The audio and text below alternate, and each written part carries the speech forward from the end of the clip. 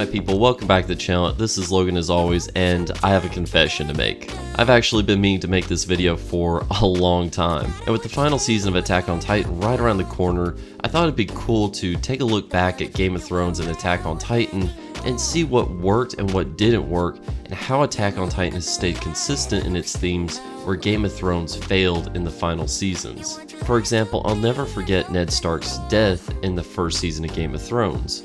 It was the catalyst behind the entire story of Game of Thrones, and also helped to solidify Joffrey as one of the best TV villains in recent memory. Sir Ilyn, bring me his head. Similarly, Attack on Titan did this halfway through its season.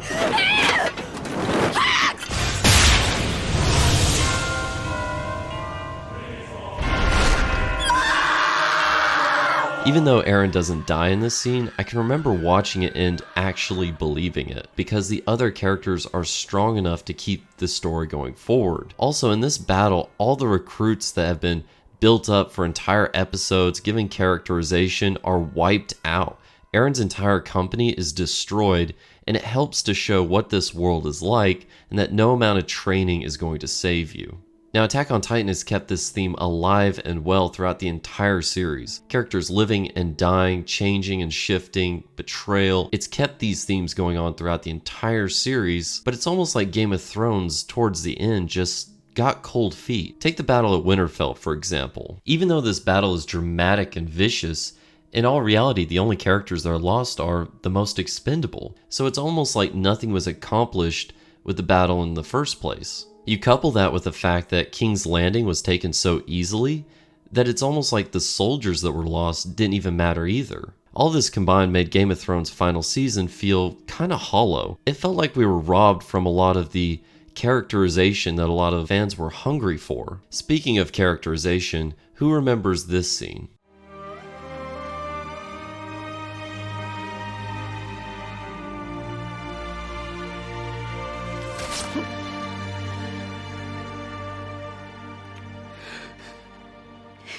I don't know about you guys, but this scene didn't hit nearly as hard as something like, say, this scene.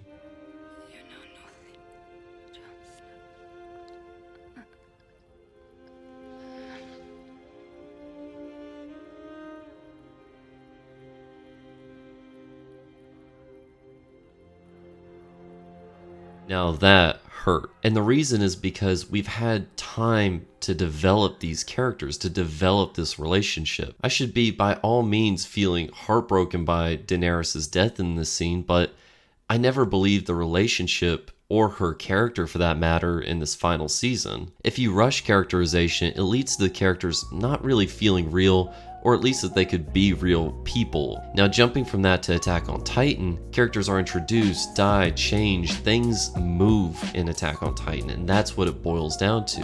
It takes risk consistently through the season, and that keeps the story engaging. And I think a lot of that stems from the fact that Attack on Titan has stayed so consistent to the manga. Now, Game of Thrones, unfortunately, there was no way they could stick to the source material, but I do think that that plays in Attack on Titan's favor and has kept the story fresh and consistent in its pacing. And it should be noted the big risk that Wit Studio at the time took in following Isayama's work, but it really paid off. I think a lot of people forget that Attack on Titan was kind of written off at one point, but following the source material has most definitely paid off. And it's helped to establish characters that feel real. After Game of Thrones, a lot of actors came forward saying that they had problems with their characters. They didn't feel like the characters that had been built over seasons, that had been crafted meticulously. And it's sad to see when you have so many talented people working on these productions and giving it their all. But thankfully, Attack on Titan so far has maintained consistent themes, good characterization, and a story that is changing and developing and isn't afraid to change and develop.